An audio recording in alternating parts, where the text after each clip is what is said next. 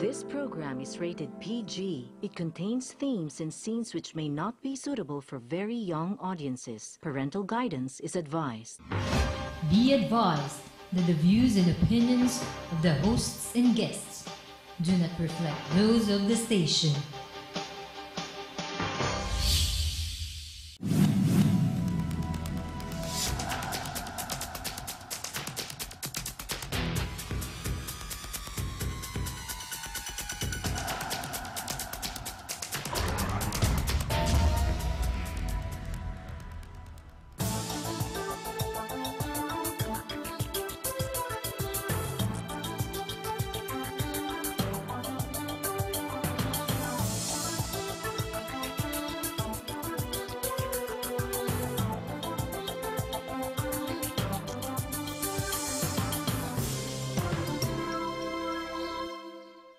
Okay, tayo ay pag-uusapan itong linggong ito, tatlong bagay. Unang-una, yung unang paksa natin ay dahil nga dito sa report ng Philippine Daily,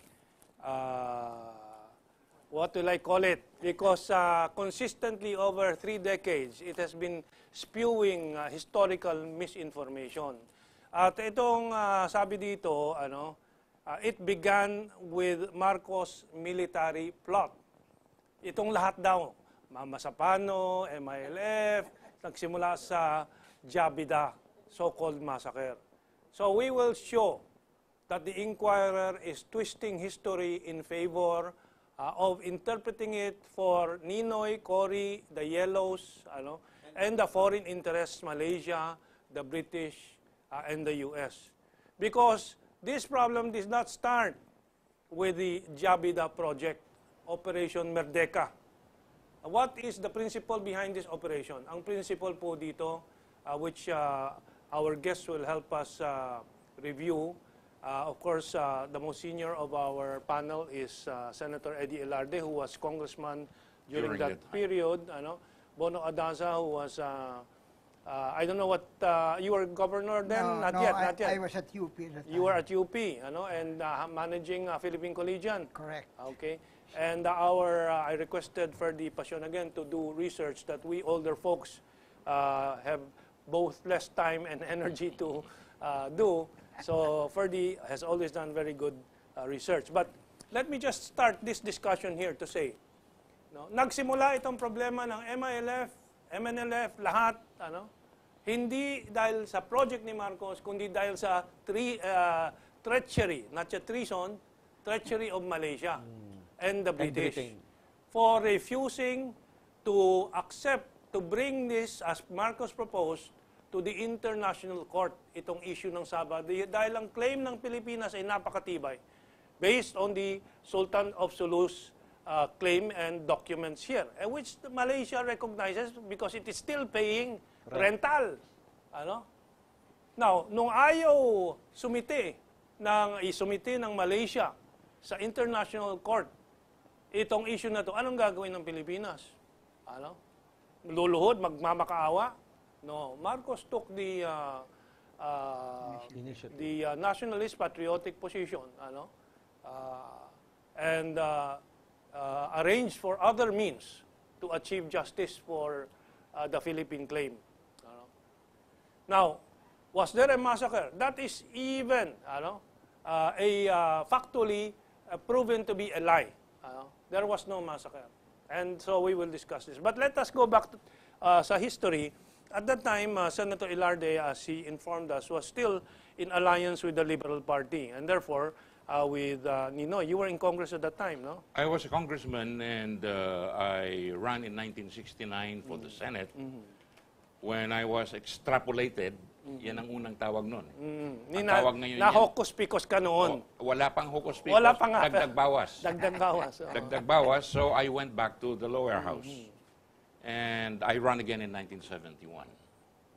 Tapos na yung Jabida nun. Wala na. And Bono, you were still in UP. That was a big issue. What year was that? 1968. I was a practicing lawyer. Sila Altila says that this Jabida story was one of the trigger for their activism as a dissenting Muslims, no, in the University of the Philippines, UP Correct. pa. Anything that you can recollect at that time in connection with this? No, I can only recollect Giben Haurula, no? Haraula, yeah. The fellow who claimed to have swum from Corregidor That's right. to Manila. That's right, Okay. And I also recalled later that when Ninoy went to Sulu, he said that it was a joke. I mean, the whole thing about the Jabida massacre was a joke. Now, I was wondering who is telling the truth here. Yeah, Is it Ninoy, who was the one who delivered the privileged speech? that's right. By the way, in the floor of the Senate, denouncing the so-called Jabida massacre. And later, in effect, his recantation when he said that it was a joke. No? Yeah. Well, we have statements that is on record sa Senate, no, that eventually he said there was no massacre. We'll have Ferdy take the floor. But Ferdy, and to the rest of the panel and our audience, our claim was sometime in 1935, right, Ferdy? 1939. 1939, judged by Justice McCaskey. Is that the right Yeah, pronunciation? Of the Supreme Court of the British North Borneo. Yeah. To be owned by the Philippines but administered by the Malaysian government at that No, time? the McCaskey ruling states that the successor in Yeah, okay, those the right terms. Yeah. in terms of property rights is the heirs of the Sultan of Sulu, as far as Sabah is concerned. While the successor in sovereignty and dominion is the Commonwealth of the Philippines.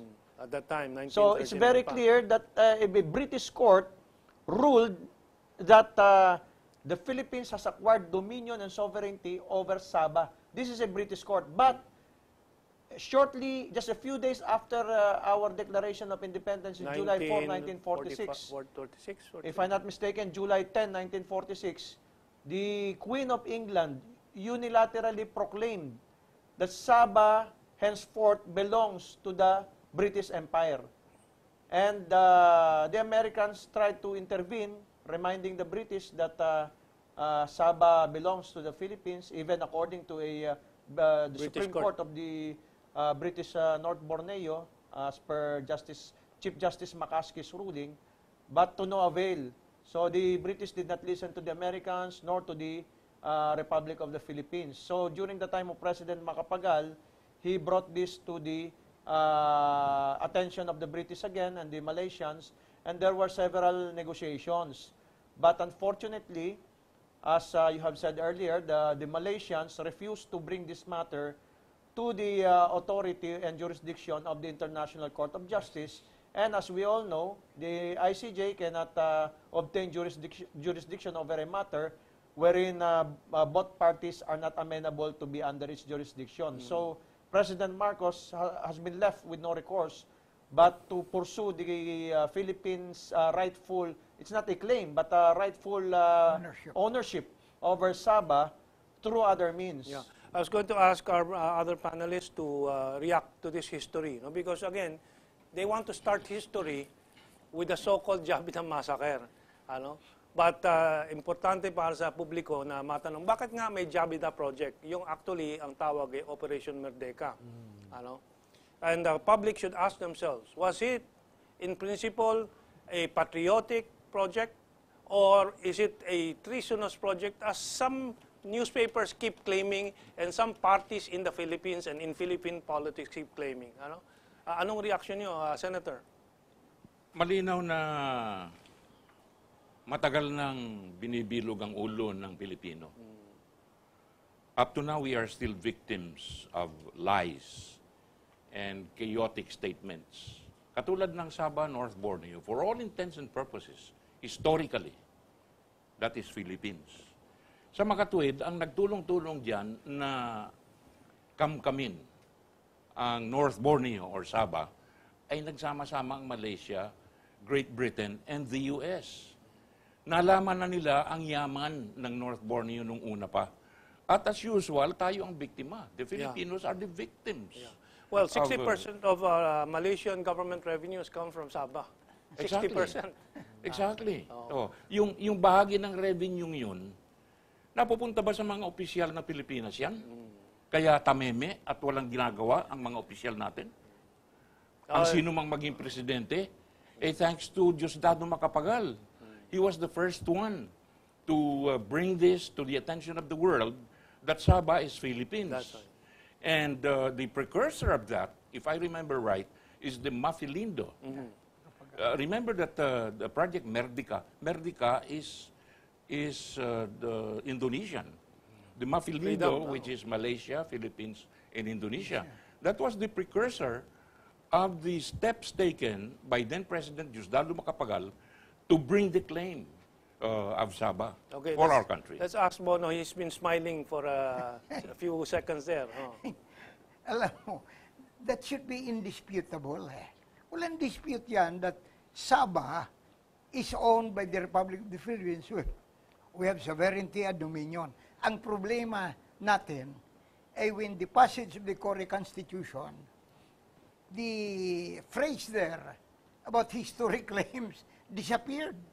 That's right. It disappeared. When it disappeared, Malaysia felt that it strengthened its claim to Sabah because after all, the claim of the Republic of the Philippines is historic on Sabah. Nawala yan. Kaya from the Republic's point of view, treasonous yung pagtanggal ng term historic claims, territories where we have historic claims. Hindi yan napapag-usapan, hindi yan ipapaliwanag nitong pahayagang ito. So we want to expose this. We have things to say about the owners of this because they have interests intertwined that conflict with the Republic's sovereignty. Who are the owners? Prietos, Rufinos, the oligarchs. Yeah. I know Mentong, no? Yeah. You know Mentong, the main problem with this newspaper since 2010, when I accused them together with Comelec, together with Smartmatic, that they were involved in the perversion of Philippine elections.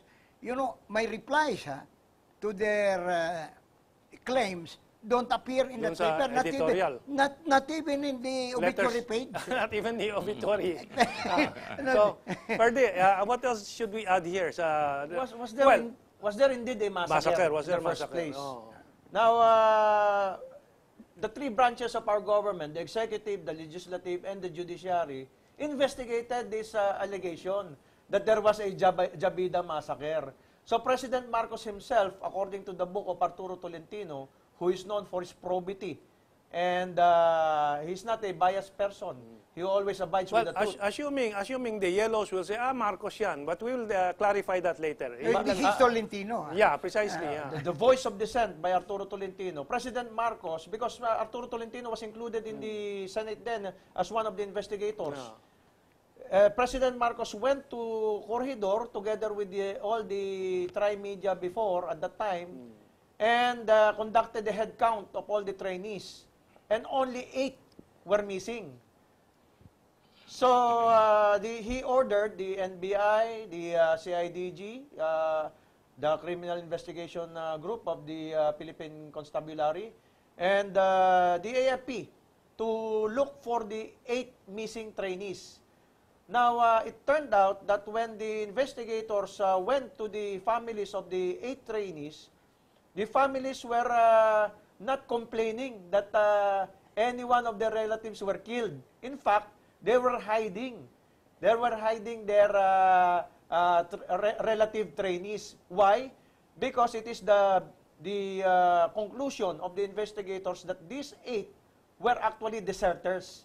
And at that time, the punishment for desertion was death by firing squad. We have to take this break now. Tutuloy po natin. There are more facts, including Ninoy's admission that there was no massacre. Okay, let's take this break.